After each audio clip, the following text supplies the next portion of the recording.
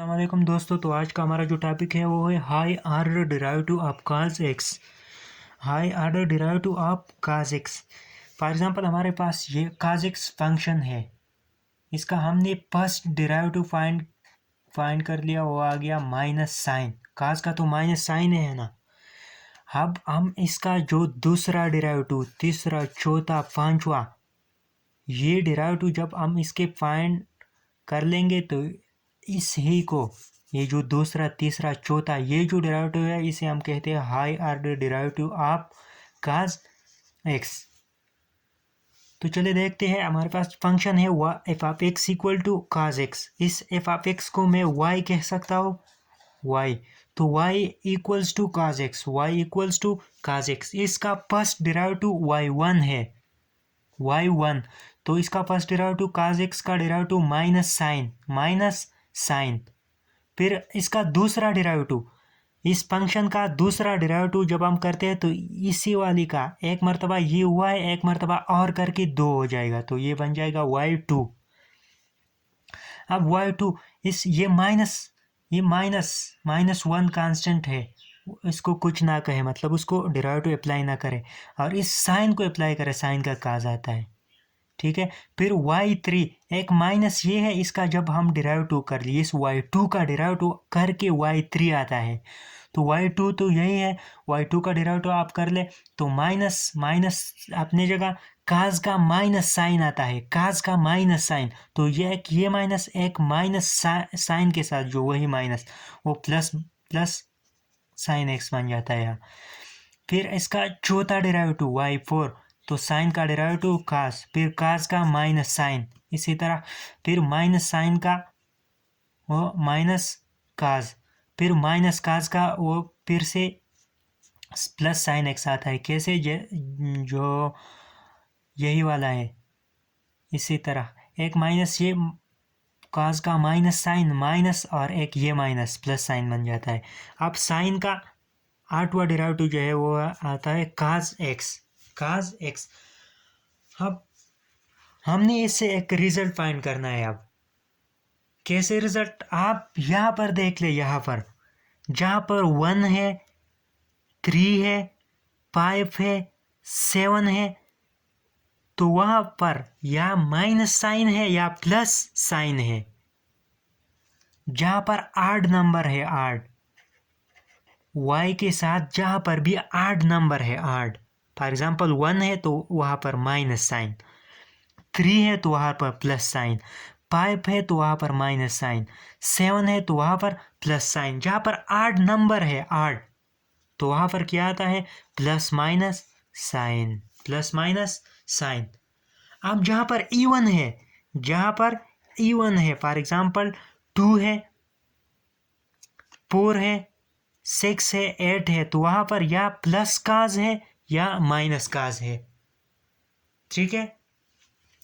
लेकिन इस इवन का अब 2 कैटेगरीज है, इवन का 2 कैटेगरीज है। अब एक वो इवन है जो 4 का मल्टीपल है, फॉर एग्जाम्पल 4 है, 8 है, ये 4 का मल्टीपल है कि नहीं, मतलब 4 के टेबल में ये आता है कि नहीं। तो y4, y8 जो 4 का मल्टीपल है उससे आता है प्लस काज x। y4n 4 का मल्टीपल यहाँ पर जो भी है, फॉर एग्जाम्पल y4 है, y8 है, तो उससे आता है प्लस काज x। यहाँ पर देख ले, आया है कि नहीं, प्लस काज x, ठीक है।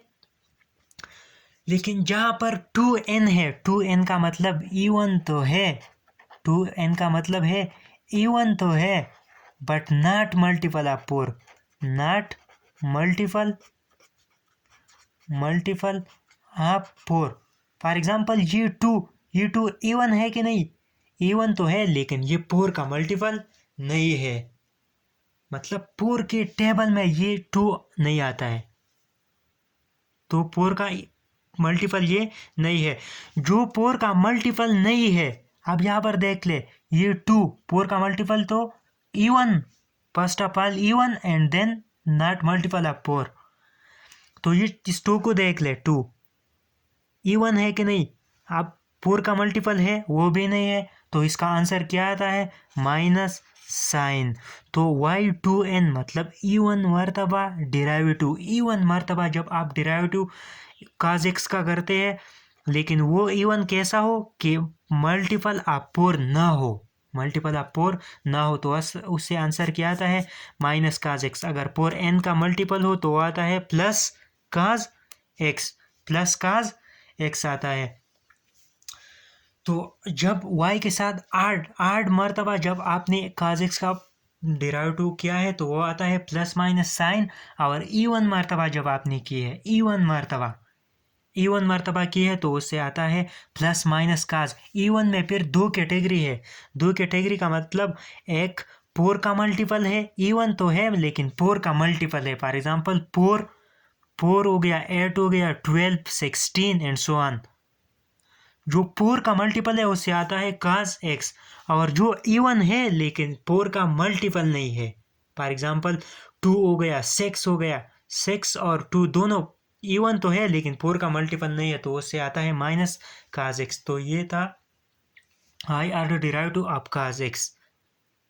ठीक है, आपने यहाँ फिर ये आड और इवन वाला किस्सा आपने रट्टा करना है, याद रखना है। ठीक है, एमसीक्यूज के लिए इंपॉर्टेंट है। कैसे, जैसे आपको एक फंक्शन गिवन हो y equal to cos x, आपको गिवन है cos x आपको गिवन है, और आपको बताया गया कि y 100 फाइंड कर ले, y 100 आपने फाइंड करना है एमसीक्यूज में। तो y 100 जब आप फाइंड करते हैं तो इस वाले फंक्शन का 100 टाइम डेरिवेटिव आपने फाइंड करना है, जो बहुत मुश्किल है।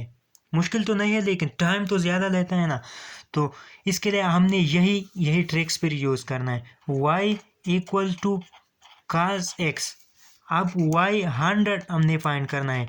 y 100 ये इवन है कि नहीं, इवन है। अब आपने देखना है कि ये 4 का मल्टीपल है कि नहीं, 4 का मल्टीपल है कि नहीं। तो देख ले, ये 4 का मल्टीपल है। क्यों है, क्योंकि 4 को जब आप 25 से मल्टीप्लाई करके तो 100 आता है, ये 4 का मल्टीपल है। 4 का मल्टीपल है तो इससे आंसर आता है प्लस cos x। तो आपको उस लॉन्ग प्रोसेस से ये ट्रिक्स बचा लेंगे। ठीक है, ये ट्रिक्स को आपने याद करना है। इस लेक्चर के लिए इतना ही काफ़ी है, मिलते हैं नेक्स्ट लेक्चर में इंशाल्लाह।